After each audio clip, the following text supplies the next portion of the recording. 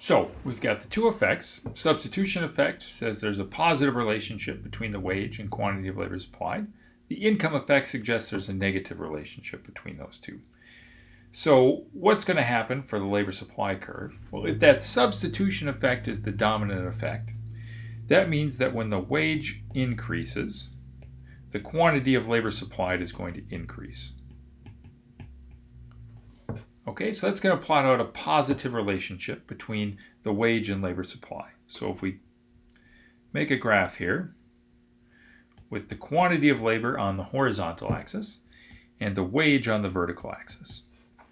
So what we've determined is that if this substitution effect is the dominant effect, as the wage increases, the quantity of labor supplied is going to increase.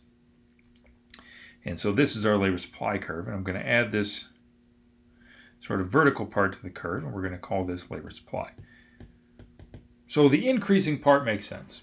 As I go from $15 to $30 per hour, I want to put in more hours of work if we assume that substitution effect is the dominant effect. Now, why did I draw this vertical part in there?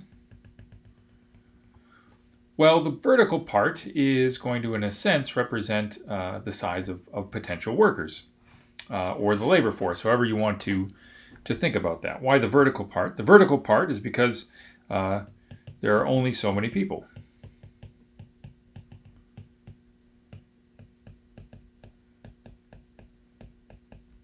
So you could either think of this as the labor force. Need not be just the labor force. Perhaps a more sensible way to think of that limit is the entire size of potential workers. So once everybody that can physically work and is old enough to work is working, no matter how high the wage goes, we can't have more people working. Another way to think of this is as an individual, there's only so many hours in the day.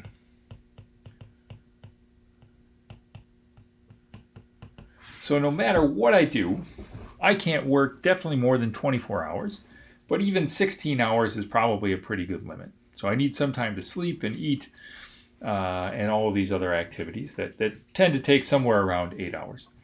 So the labor supply curve is increasing, and it's got this point where we can't go any further, and eventually that's going to be really important to explain some phenomena in the labor market and the economy as a whole, including inflation. All right, so we've got our labor supply curve, and now we want to think briefly, what shifts this labor supply curve? And the answer to that is going to be anything that changes the value of leisure or these other activities. So it could be leisure, home production, or human capital accumulation.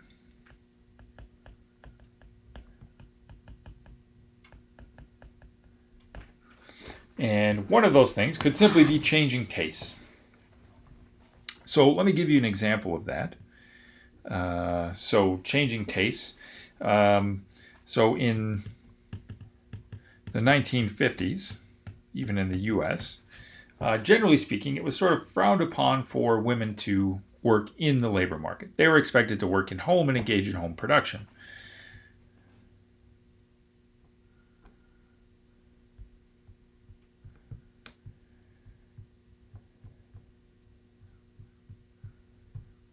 Here, so US, women were expected to work at home.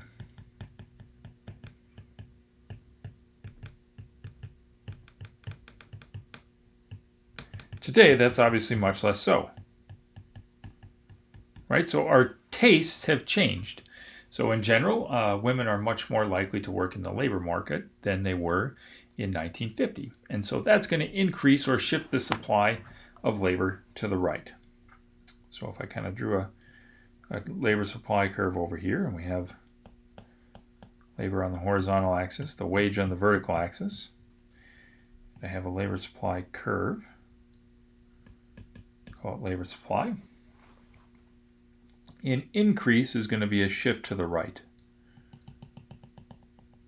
So that's an increase in labor supply. A decrease is going to be a shift to the left, like that.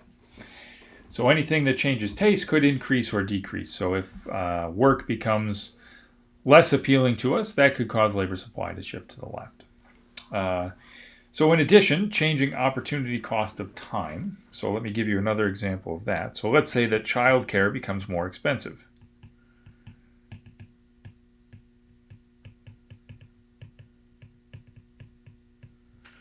Right? So perhaps right now you have a household where 2 people are working and they're sending the kid to daycare.